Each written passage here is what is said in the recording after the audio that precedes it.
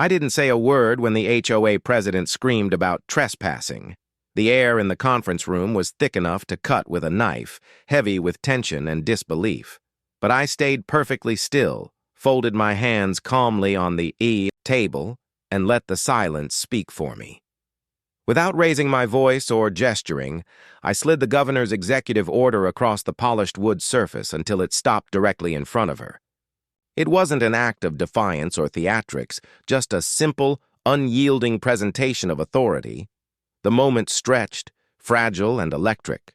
Her eyes flicked down to the page, then back up, wide and uncomprehending. The confident posture she wore like armor since the first HOA meeting suddenly collapsed, shoulders sagging as if all the weight of their reckless decisions had finally come crashing down. Across the room, the HOA lawyer's face drained of color, his earlier smugness replaced by a flicker of panic. His eyes darted toward the door, searching for an escape, but the room felt impossibly small. For months, they had demolished parts of my mountain mansion, claiming it was due to unpaid HOA fines. They acted like a small court, a self-appointed judge and executioner, wielding power without oversight or compassion.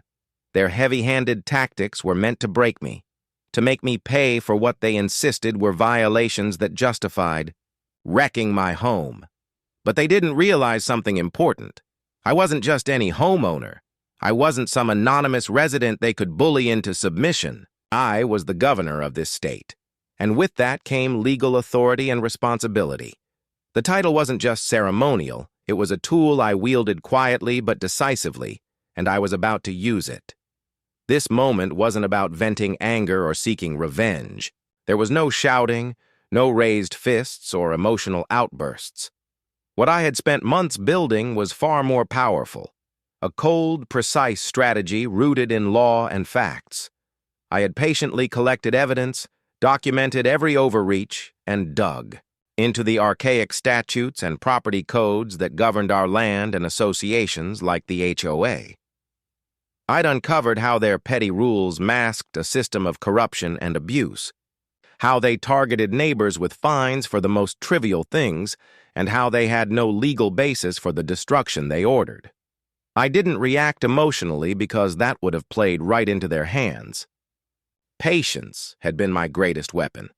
Every step I took was calculated. Every document I gathered was another brick in the foundation of my case. And now, with this single piece of paper, the governor's executive order, I was cutting through their facade like a scalpel. It was an unambiguous legal mandate that nullified their destructive actions and demanded they immediately cease interfering with my property. The silence that followed was not just quiet. It was a heavy curtain that settled over the room, suffocating the arrogance and entitlement they had worn so confidently before. The president's voice, which had been sharp and commanding only moments earlier, shrank into whispers of disbelief and confusion. I watched as the carefully constructed world of control and intimidation they built began to crumble silently, not with a bang, but with the steady, undeniable force of law. That day, the HOA's overreach met its match. Not in anger, not in noise, but in calm, unassailable authority. Before the headaches, the harassment, and the endless battles with the HOA, my life was one many would quietly envy. I wasn't looking for conflict, control, or drama. What I truly wanted was peace, something I had chased for years, after decades spent navigating the relentless, high-pressure world of politics and government administration. The constant stress, the endless meetings, the backroom deals, it all wore me down. So when I inherited the mountain mansion from my grandfather, it felt less like an obligation and more like a sanctuary, a chance to finally slow down and breathe. That house wasn't a flashy estate meant to impress or dominate. It was a weathered, sturdy structure perched atop a ridge, overlooking a vast, untouched valley that stretched out like a green ocean beneath the sky. My grandfather had built it with his own two hands, stone by stone, beam by beam, through sweat, patience, and a stubborn love for the land. It had an unspoken promise embedded in its very foundation, a promise of refuge, solitude, and healing. Walking through its creaking wooden floors, breathing in the scent of aged timber and earth, felt like stepping into a different time, a different world. The house was rustic in the best way. No gaudy gold fixtures, no marble floors, just honest craftsmanship. Thick timber beams held up the ceilings. A massive stone hearth sat proudly in the living room, and windows framed the wild forests. Outside, like living paintings changing with the seasons. The air was always crisp and fresh, scented faintly with pine needles, damp earth, and the faintest hint of wood smoke from my little stove. Every morning I would step outside with a cup of coffee in hand, standing on the porch as the morning mist curled and lifted off the trees like a slow breath. That quiet moment, watching the sun stretch its fingers over the mountains, was a balm that soothed years of accumulated stress and worry. My days passed simply but fully. I spent time repairing the cabin's aging roof, fixing creaky windows, and tending a small vegetable garden that struggled against the rocky soil but thrived under patient hands. On weekends, I would fish quietly in the creek that wound its way through the property, listening to the water's steady murmur and the occasional call of a distant hawk. There were no HOA meetings, no petty neighborhood disputes, no letters threatening fines or court dates.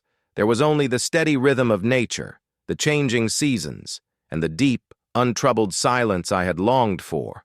I wasn't interested in control or authority. The HOA was barely on my radar. Just a faint background hum of bureaucracy I had hoped would stay that way. I respected boundaries and believed in community, but only the kind that respected individual rights and simple human decency.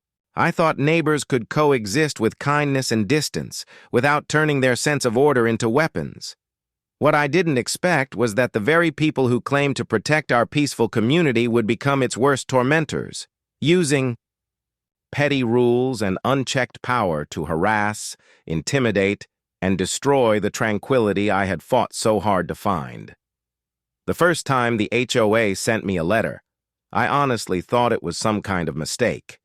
It was taped to my garage door one otherwise ordinary Tuesday morning, the kind of morning where the sun is just starting to warm the mountain air and the world feels still and untouched. But this letter shattered that quiet with an accusation that felt both trivial and surreal.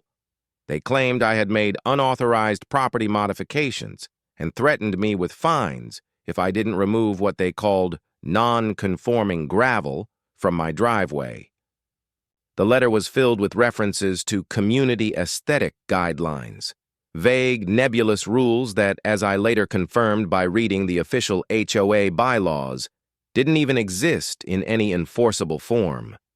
Gravel on my own property. It sounded absurd when I first read it. I'd spent a weekend fixing the driveway after the brutal winter storms had washed out parts of it. The gravel was practical, sourced from a local quarry, durable, and safe. It was exactly the kind of low-maintenance fix you'd expect a mountain homeowner to do. Yet, somehow, this simple act became a violation that justified a fine and a warning. Letter taped to my garage door like a public shaming. The days that followed brought a flood of more notices, each one more baffling than the last. One threatened me for flying a flag on my porch. It wasn't a political statement or anything offensive, just a simple flag I had every legal right to display under state and federal laws. Still, the HOA sent a formal warning, accusing me of disrupting the community's harmony and demanded its removal. Then there was a fine for excessive foliage. Apparently, the wildflowers and native plants that had naturally taken root near my property line were now a problem. 2. Unruly, too unkept for their standards. And if that wasn't enough, they accused me of trespassing because I had parked my truck near a shared trailhead, where I often unloaded fishing gear before heading down to the creek. According to them, I was violating some obscure rule about access to common areas. It felt like I was suddenly living in a Kafka novel, where the simplest, most reasonable actions became crimes, and the penalty was an endless series of fines, letters, and threats. But I wasn't angry. At least, not yet. Mostly I was confused and frustrated.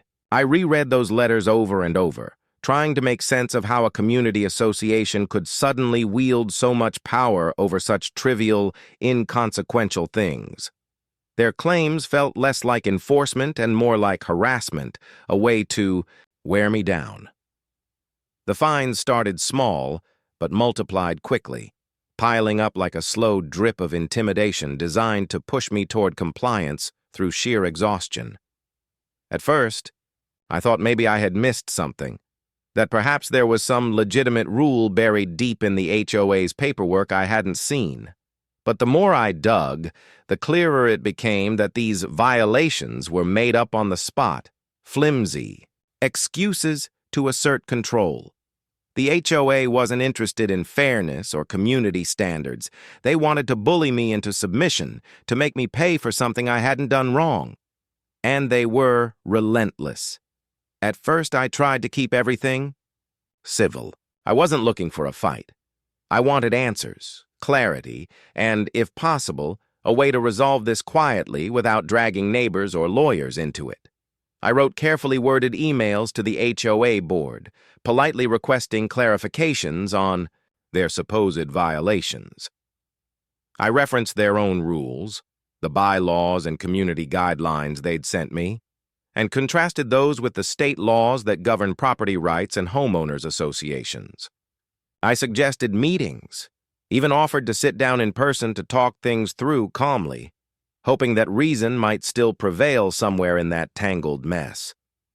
I went further, citing county zoning codes and local property ordinances to show exactly where their accusations didn't hold water.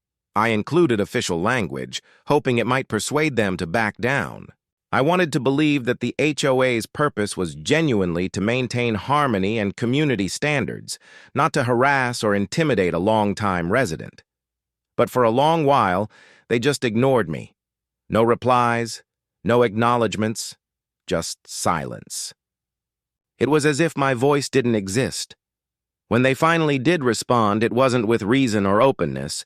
It was with thinly veiled mockery, the kind that feels like a slap disguised as a polite word.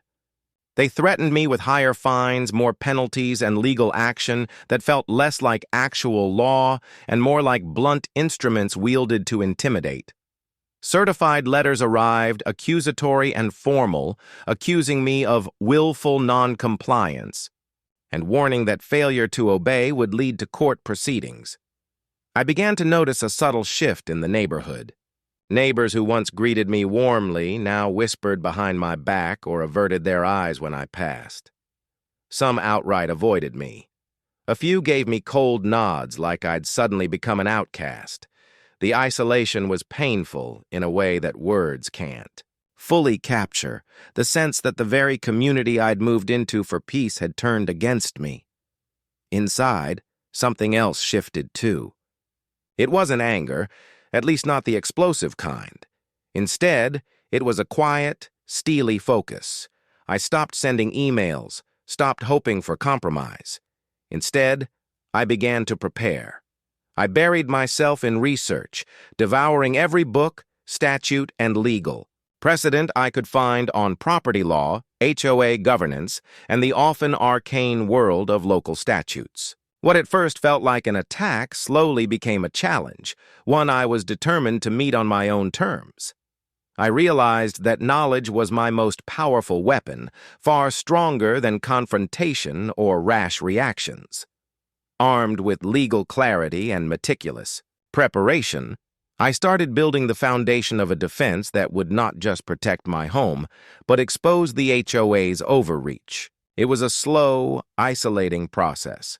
Long nights reading by lamplight, phone calls with legal experts, endless piles of paperwork. But with every page, my resolve hardened.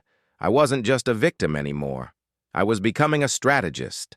I pulled out the original deed for the property, a thick, weathered bundle of documents that had been carefully preserved by my grandfather. The paper was yellowed and fragile, edges frayed from decades of handling, but the words inside held a power that was immediately palpable. Sitting at my old wooden desk, surrounded by fading sunlight filtering through the curtains, I spread the deeds out and traced the lines of the surveyed boundaries, reading every word as if uncovering a hidden map to my own destiny. But the deed was only the beginning. I dove headfirst into county survey maps from the 1970s, painstakingly comparing them to current property lines, zoning changes, and municipal records. Each map was a window into the past, detailed sketches of the land's contours, the flow of creeks, the ridges and valleys marked with precise measurements. Layer by layer, the story of the land unfolded, revealing a patchwork of ownership, restrictions, and rights that the HOA either overlooked or deliberately ignored. As I sifted through dusty archives and public records, I stumbled upon something no one had expected: obscure military infrastructure documents from the Cold War era. These files, hidden deep within federal repositories, showed that portions of the land the HOA claimed jurisdiction over were in fact subject to federal oversight, classified as part of a strategic reclamation zone. It was a rare relic of a time when the government had anticipated needing control over this region for defense purposes, a designation that brought with it unique legal protections and rights. Every letter the HOA sent, every fine slapped on my property, every threatening notice was meticulously logged. I built a growing archive of evidence: photos of damaged property, scans of letters and emails, recordings of phone calls made within the bounds of the law, and a detailed journal tracking every interaction, every late-night call, every uneasy conversation with neighbors who had started to avoid me. My family watched with quiet concern as the tension mounted, the once friendly faces of neighbors turning cold or distant. It was an isolating period, but also one of relentless focus. The transformation happening within me was subtle, but profound. I was no longer just a homeowner defending my land. I was a researcher, a strategist assembling a fortress of legal armor piece by piece. I immersed myself in legal tomes, zoning statutes, state property codes, and HOA governance rules. The language was dense, sometimes impenetrable, but with each page I turned, I grew stronger, more certain. What I discovered was both relieving and infuriating.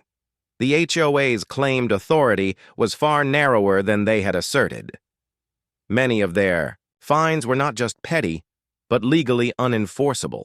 The bylaws they flaunted were riddled with contradictions and oversteps. More importantly, the military reclamation order granted to my family conferred sovereign rights that stripped the HOA of any jurisdiction over certain sections of the land, rights that legally nullified their demolition orders and fines. It was a quiet power, growing steadily beneath the surface. While they barked orders and tore down fences, I gathered proof, building a case that would expose their overreach and hold them accountable.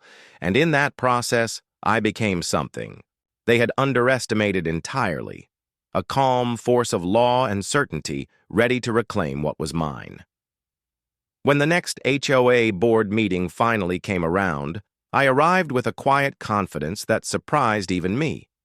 There was no need to raise my voice or make a scene. After all, I had something far more effective than shouting or spectacle: a carefully assembled dossier that would dismantle their entire case with surgical precision.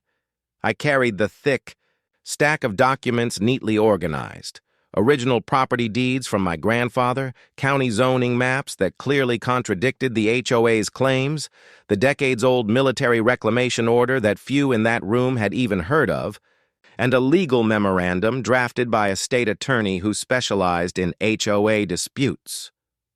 The boardroom felt tense as I laid the papers down on the polished conference table.